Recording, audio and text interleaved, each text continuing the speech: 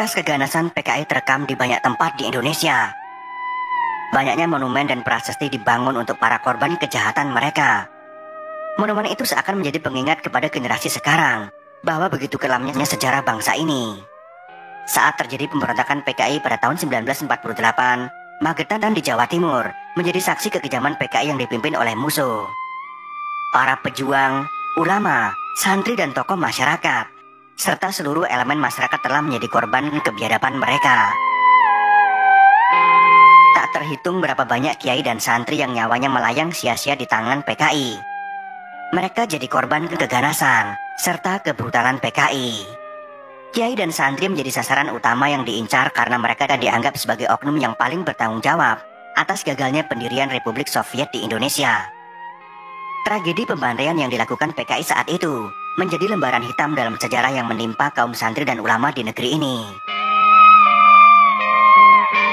Pada tanggal 18 September tahun 1948, kantor polisi di Goranggareng tiba-tiba diserbu ribuan orang. Orang-orang tersebut membawa senjata tajam, seperti parang dan bambu runcing. Bahkan tidak sedikit yang membawa senjata api berjenis pistol. Mereka adalah para anggota PKI. Mereka kemudian menangkap para polisi dan melucuti senjatanya. Duriat yang saat itu menjabat sebagai kepala polisi tidak luput dari penangkapan yang dilakukan oleh orang-orang PKI. Para polisi ini kemudian digiring beramai-ramai. Mereka dibawa ke pabrik gula Rejosari di Goranggareng.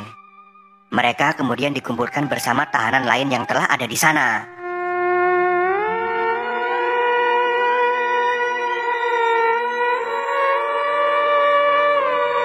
Di tempat lain, M. Sudibyo yang saat itu menjabat sebagai Bupati Magetan juga mengalami nasib yang sama. Pada malam itu, para anggota PKI mengadakan rapat Dewan Desa secara paksa dan menghadirkan Bupati Magetan, Patih R. Sukardani, Pela Panitera, R. Murti Wedana, dan Komandan KDM. Meskipun mereka mengatakan itu adalah sebuah rapat, tapi sebenarnya itu adalah intimidasi dari pihak FDR PKI ke pihak pemerintah setempat. Rapat kemudian memanas setelah PKI mengemukakan pendapat tetapi banyak yang menentangnya. Para anggota PKI bersikeras agar rapat memutuskan seperti yang mereka kemukakan. Pada saat itu, PKI meminta kepada M. Sudibyo agar tanah bengkok dibagi-bagikan ke warga sebagai upah. Tentu saja Sudibyo menolak gagasan liar tersebut karena masalah pembagian tanah bengkok telah diatur oleh pemerintah pusat yang diberikan kepada aparat desa yang telah mengatur desa. Gagasan PKI ini kemudian memicu keributan. Para anggota PKI berharap gagasan itu disetujui.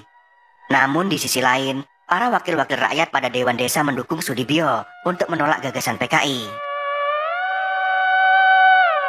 Mendapatkan pertentangan oleh Dewan Desa dan Bupati Sudibyo, para anggota FDR PKI mengulur waktu rapat hingga tengah malam. Saksi mata kejadian yang ikut hadir dalam rapat berdarah tersebut, yaitu Suwarno, mengatakan bahwa PKI sengaja mengulur-ngulur waktu rapat hingga malam hari. Suwarno bersama temannya yaitu Suharno diminta oleh Bupati Sudibyo untuk mengirim surat ke Residen Madiun. Sudibyo meminta solusi atas masalah yang terjadi di rapat Dewan Desa tersebut. Saat itu jarak Magetan dan Madiun terpisah 23 km dan ditempuh menggunakan sepeda oleh keduanya. Memasuki kota Madiun juga bukan hal yang mudah karena saat itu Madiun telah dikuasai oleh PKI dan membatasi aktivitas keluar masuk Madiun. Madiun betul-betul terisolasi dari kota-kota sekitar. Hal ini karena anggota PKI melakukan pembatasan fisik, memutuskan kawat-kawat telepon, dan para anggota PKI juga merobohkan tiang-tiangnya. Suasana rapat semakin memanas karena PKI telah bersikeras dengan gagasannya. Karena tidak menemukan kesepakatan, orang-orang yang ada di dalam pendopo desa kemudian digiring oleh anggota PKI. Bupati Sudibyo juga ikut digiring bersama dengan yang lainnya. Tangan mereka diikat ke belakang dengan bambu sehingga tidak bisa bergerak. Para anggota PKI kemudian membawa mereka ke loji pabrik gula Rejosari di Goranggareng. Kala itu terdapat ratusan orang yang ditangkap tanpa alasan oleh anggota PKI. Para tawanan tersebut dianggap memiliki pandangan yang menentang ideologi komunisme. Mereka dibawa ke loji dengan jalan kaki sambil diikat dengan tali. Setiap tali berisi sekitar 5-6 orang. Jika salah satu tawanan ingin buang air atau kegiatan lainnya, mereka semua yang berada dalam satu ikatan harus ikut. Para tawanan itu kemudian dikumpulkan ke dalam rumah-rumah loji di asrama pabrik gula Goranggareng. Dalam satu kamar yang berukuran 4 kali 4 meter, diisi sekitar 40-45 orang tawanan. Semua tawanan yang semula diikat lalu dilepaskan ke dalam kamar. Karena banyaknya orang dalam satu kamar, mereka harus berhimpit-himpitan dengan tahanan lainnya. Mereka saat itu tidak mengetahui apa yang akan terjadi kepada mereka. Jika mereka mengetahui, mungkin mereka akan bersatu dan melakukan perlawanan.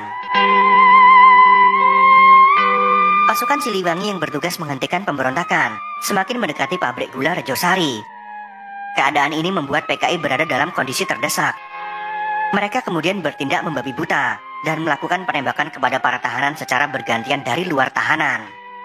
Para tahanan menjadi sasaran tembak yang membabi buta. Para tahanan kemudian berjatuhan dan berguling-guling karena terkena pelor tajam dan granat tangan. Layaknya cacing kepanasan, para tawanan tersebut merasakan sakitnya timah panas. Bau mesiu dan anyir darah bercampur menjadi satu, memenuhi sekitar loji.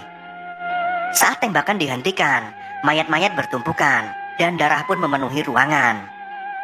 Sesekali terdengar jeritan kesakitan, dan ada pula nafas tersengal-sengal meminta minum. Begitu kerasnya jerit kesakitan yang mereka rasakan, sebelum akhirnya keadaan menjadi sunyi.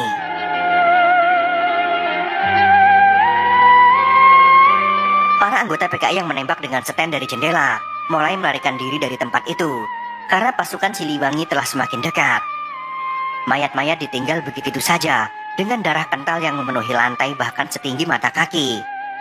Bahkan saat penduduk yang datang mengangkat para korban, ikut merasakan kengerian yang dilakukan oleh anggota PKI.